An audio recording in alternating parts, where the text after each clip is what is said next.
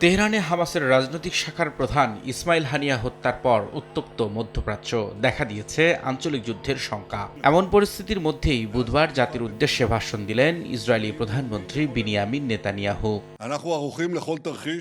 হানিয়ার পাশাপাশি বৈরুতে হামলায় নিহত হয়েছেন হিজবুল্লাহর এক শীর্ষ নেতাও। দুটি ঘটনাই ইরানকে ক্ষিপ্ত করে তুলতে পারে বলেও আশঙ্কা নেতানিয়াহুর। বলেছেন, এ অবস্থায় কেউ প্রতিশোধমূলক হামলা চালালে ইসরায়েলও সেটির উপযুক্ত জবাব দিতে প্রস্তুত। গত কয়েকদিনে শত্রুদের বিষদাঁত ভেঙে ফেলা হয়েছে উল্লেখ করে নেতানিয়াহু বলেন, ইসরায়েল এখন ৩টি ফ্রন্টে লড়াই চালিয়ে যাচ্ছে।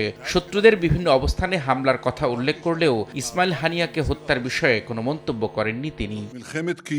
ইসরায়েলের নাগরিকদের আমি বলতে চাই, আগামী দিনগুলো খুবই চ্যালেঞ্জিং, এজন্য প্রস্তুত থাকতে হবে। বৈরুতে হামলার পর বিভিন্ন জায়গা থেকে হুমকির খবর আসছে। আমরা যে কোনো হুমকির বিরুদ্ধে ঐক্যবদ্ধ থাকব। যুদ্ধের শুরু থেকেই আমি পরিষ্কারভাবে বলে আসছি, আমাদের এ লড়াই ইরানের প্রক্সি বাহিনীর বিরুদ্ধে, এ লড়াই সন্ত্রাসীদের ক্ষেপণাস্ত্রের বিরুদ্ধে।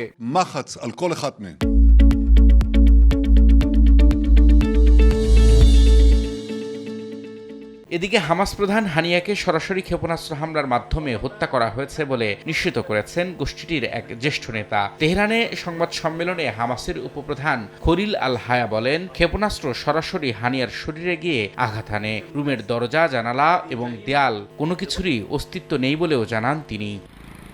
রবিউল ইসলাম আওলাদ, সময় সংবাদ।